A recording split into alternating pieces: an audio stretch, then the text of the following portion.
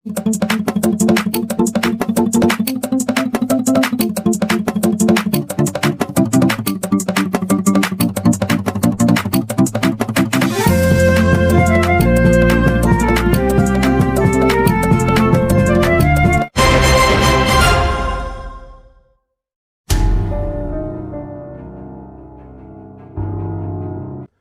में दहेज उत्पीड़न के चलते विवाहिता ने की जीवन लीला समाप्त, पति समेत 4 पर मामला दर्ज।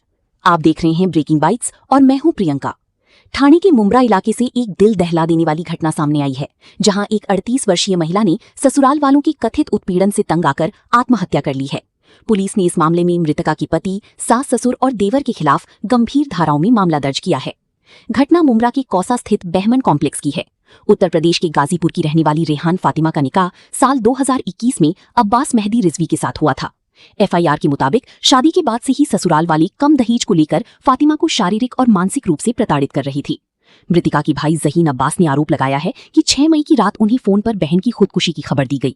आरोप है कि आरोपियों ने फातिमा को घर में कैद कर मारपीट की, जिससे तंग आकर उसने बाथरूम में फांसी लगा ली। मुंब्रा पुलिस ने भारतीय न्याय संहिता यानी बीएनएस की धारा 85, 108 और दहेज हत्या से जुड़ी धारा 80 सबसेक्शन 2 के तहत केस दर्ज कर लिया है। फिलहाल महिला पुलिस उप निरीक्षक शीटी इस मामले की गहन जांच कर रही हैं। इस मामले में मीडिया से बात करती हुई समाज सेविका रिदा रशीद और मृत महिला के भाई ने दी जानकारी। बनी रही हमारे साथ और देखती रही ब्रेकिंग बाइट्स। रिदा मैडम, यूपी का एक मामला यहाँ पर सामने आया, जहाँ पर बहमन कॉम्प्लेक्स में एक लेडी रेहान फातिमा नामक की जो है डेथ हो गई थी, जिसको लेकर के आप और उनके जो भाई हैं अपना जहीर अब्बास और जहीर भाई हैं, ये लोग यहाँ पर मौजूद हैं। क्या कहना चाहेंगी, किस तरह का प्रोसीजर रहा, पुलिस ने किस तरह का कोऑपरेट किया और किन किन आरोपियों के ऊपर जो है किन धाराओं के तहत कंप्लेन की गई? मैं जब दोपहर में आई तब मेरे को पता चला यहाँ कॉपी किसको दिया? तुमको दिया? जी बोलिए। दोपहर को जब मैं यहाँ आई तो मुझे पता चला ऐसा ऐसा हुआ है। और जब उनकी रिकॉर्डिंग वगैरह सुनी उनके भाई के जरिए, उसके कुछ ऑडियो वीडियोस देखे तो बिल्कुल बहुत दिल हिलाने वाले थे। तो बिल्कुल पुलिस के सामने टॉपिक आया और विषय आया और पुलिस ने अपने हिसाब से कार्रवाई की। अच्छे से सब कुछ कार्रवाई हो गई है। वो उनके दिल को यूपी ले जाने की तैयारी कर रहे हैं, लेकिन बस पुलिस ने अच्छा कोऑपरेट करके सारा कुछ केस वगैरह दर्ज करके लिया है, जिसमें 3-4 आरोपी हैं उनके घर के।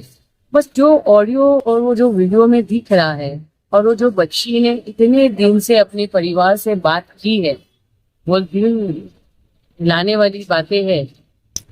तो बस उसके साथ थोड़ी हमारी जो हम क्या दे, ये बात अगर मैंने पहले ही बोला, अगर ये चीज हमारे ध्यान में आती या कोई बताता तो बिल्कुल बच्ची को मदद की जाती। लेकिन जिस तरीके से बच्ची गई और ओके, जॉन, आपकी बहन के साथ जिस तरह से एक दर्दनाक हादसा कहा जाए हुआ है, उसको लेके क्या कहेंगे? क्या मांग है सरकार से और क्या कहेंगे? होने के लिए जो किया गया वो एक इतना बड़ा गम दिया गया हमें, जिसका कोई भरपाई नहीं हो सकता। इन लोगों ने पूरा साजिश के तहत 4 लोगों ने मिलकर के, 3 लोग मौजूद थे, चौथे लोग दूर से बैठते। कौन कौन थे वो लोग जिन्होंने ऐसा किया है? हस्बैंड था, मेरी बहन का हस्बैंड था, उसका छोटा भाई और सास, ये 3 लोग घर में मौजूद थे। और जिस हिसाब से मुझे बॉडी दिखाई गई, उसके गाल पे निशान, माथे पे निशान, हाथों पे निशान, काफी मारा गया, काफी पीटा गया। और उसके बाद जो गर्दन पे निशान है उसके साफ नजर आ रहा है कि मारने पीटने के बाद उसकी फांसी को दिया गया और लटकाया गया। आपकी ये घटना होने से पहले आपकी बहन से किसी तरह की कोई बात हुई थी? हाँ, बात हुई थी। इसने बताया था कि मुझे जान से मार देंगे ये लोग, मुझे हटा दीजिए यहाँ से। ये लोग ने मना कर दिया कि नहीं, हम दूसरे घर पे नहीं लेके जाएंगे। एक दूसरा यहाँ पे 2 मकान है, एक मकान में लोग रहते हैं, दूसरे मकान से ताला बंद है, कभी प्रोग्राम वगैरह होता है तो उसमें जाते हैं। मगर वो बहन ने कहा कि हम यहाँ पे नहीं रहेंगे। उसने बहुत बार जिद भी किया, मेरे पास भी फोन आया, मैंने भी ये बात कही कि लेके चले जाइए, मगर इन लोगों ने कहा नहीं, उसके बाप का घर नहीं है, ये मेरा घर है, हम सब यहीं पे रहते हैं, इसको नहीं वहाँ लेके जाना। बहुत सारा इसको जब से शादी हुई है तब से सिर्फ टॉर्चर टॉर्चर टॉर्चर। और आज मौत के मुंह में ढकेल दिया गया उसको। अल्लाह इसके लिए जो कानून सजा दे दे, मगर हमको तो ये है कि अल्लाह भी इन लोगों को सजा दे।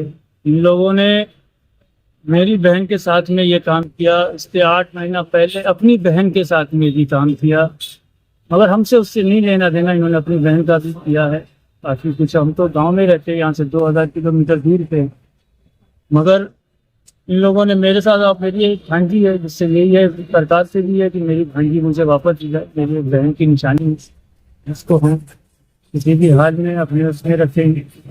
और पुलिस ने हमारा बहुत कोऑपरेट किया, सहायता दी बहुत किया। रिता मैडम, एक आखिरी सवाल है। महाराष्ट्र, थाने और मुमरा में जो महिला इस तरह से पीड़ित है, जो खुद को बाहर आके कुछ बताना नहीं चाहती, डर के मारे, ससुराल के डर से किसी को कुछ बताना नहीं चाहती, ऐसी महिलाओं को आप क्या मैसेज दोगे? नहीं, देखिए, सरकार बैठी है, पुलिस बैठी है, सेवा करने के लिए बैठी है उनको आके आवाज देना चाहिए, आवाज करना चाहिए। वो जब तक बाहर आके बोलेगी नहीं, हम घर में नहीं जा पाएंगे उनके। तो मुझे लगता है ये नौबत कोई भी बहन अपने साथ में होने ना दे, ये नौबत लाने ना दे। इसलिए पहले आवाज उठाए। हम लोग हैं, आपको नाम लेना है, नहीं लेना है मत लो, आपको कुछ बताना है, आके अकेले में डिस्कस करना है तो करो, लेकिन अपना दिल हल्का करो और ये सब बातें बाहर लाओ, क्योंकि नहीं तो ये बच्चे आज चले गए। जुल्म हुआ जो हुआ, लेकिन जुल्म के शिकार नहीं बनना है मुझे लगता है। तो मुझे लगता है बैठे हैं हम लोग, सब लोग उनके लिए, और सब माशाल्लाह अच्छे से सेवा करने बैठे हैं, बेटियों की, बहनों की। तो मुझे लगता है सबको आके आवाज करना चाहिए, और कुछ भी आवाज नहीं, जो सच्चाई है अपना सच्चाई रखे, लिख के दे हमें, हम उस पर एक्शन लेंगे। पुलिस को लिख के दे, पुलिस उनकी सेवा में। माशाल्लाह मैं मुमरा पुलिस में स्टेशन में आती हूँ, तो माशाल्लाह इतनी अच्छी बहनें आती है, सबकी मदद होती है। तो मुझे लगता है मैं सभी बहनों को बोलूँगी, सो मत यार, सो मत, आवाज उठाओ, और आवाज उठाओ, और अपना शांति से भी आवाज उठा सकते हो। आप लोग को डर लगता होगा, मैं बाहर जाऊंगी, तमाशा होगा, मीडिया वाले आएंगे, ये आएंगे, वो आएंगे, कोई जरूरत नहीं है। आप एक लिखित में दे दो लेटर, और आपकी बात सुनवाई होगी। आपको अगर लगता है किसी से बात कराना चाहिए, बात करना चाहिए, वो भी होगा, लेकिन बैठो मत, सवो मत। तो बस एक रिक्वेस्ट है, बेटियां प्लीज बाहर आओ और आवाज उठाओ।